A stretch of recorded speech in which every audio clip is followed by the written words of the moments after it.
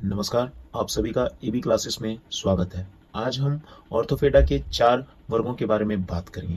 Crustacea, इस वर्ग के जीव तालाबों, नदियों, झीलों तथा समुद्रों में पाया जाता है, जैसे कि केकड़ा और झींगा।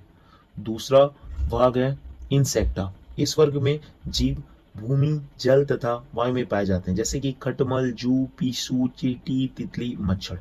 अब बात करेंगे हम मिरियोपोडा की। इस वर्ग के जीव कूड़ा करकट तथा नम जमीन के अंदर पाए जाते हैं, जैसे कि कन, खजूरा और गिजई। अब अर्केनाइडा, इस वर्ग में जीव जमीन के अंदर घास, फूस तथा पत्थरों में पाए जाते हैं, जैसे कि बिच्छू, मकड़ी और किलनी।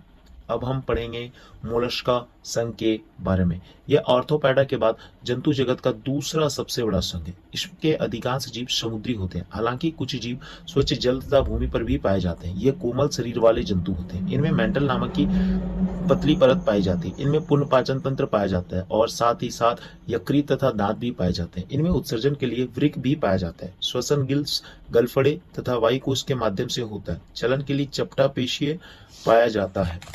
ये एकलिंगी होते हैं तथा इनमें आंतरिक तथा बाह्य निषेचन पाया जाता है। इनमें हीमोसाइनिन नामक वर्णन पाया जाता है, जिसके कारण इनका रुधिर हल्के नीले रंग का होता है। इनके कुछ उदाहरण हैं घोंगा, सीपिया, ऑक्टोपस और फैटल फिश। अब हम बात करेंगे इकाइनोडर्मेटा या सूलयर्मी संघ के बारे में। इस संघ के सभी जीव समुद्री होते हैं। इनका शरीर गोल, मालवत तथा तारे के सदृश होते हैं। इनमें स्पष्ट सिर तथा मस्तिष्क का अभाव होता है।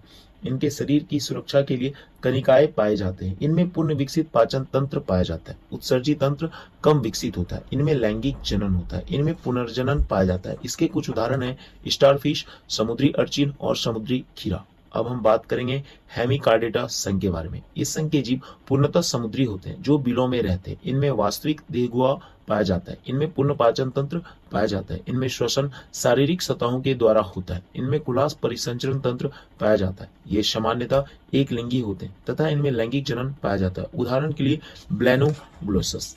अब हम बात करेंगे कॉर्डेटा संघ के बारे में। इस संघ की स्थापना बेलोफोर के द्वारा 1880 में की गई। इनमें मेरुदंड पाया जाता है, जो इन्हें सहारा प्रदान करता है तथा पेशियों को आपस में जोड़ता है।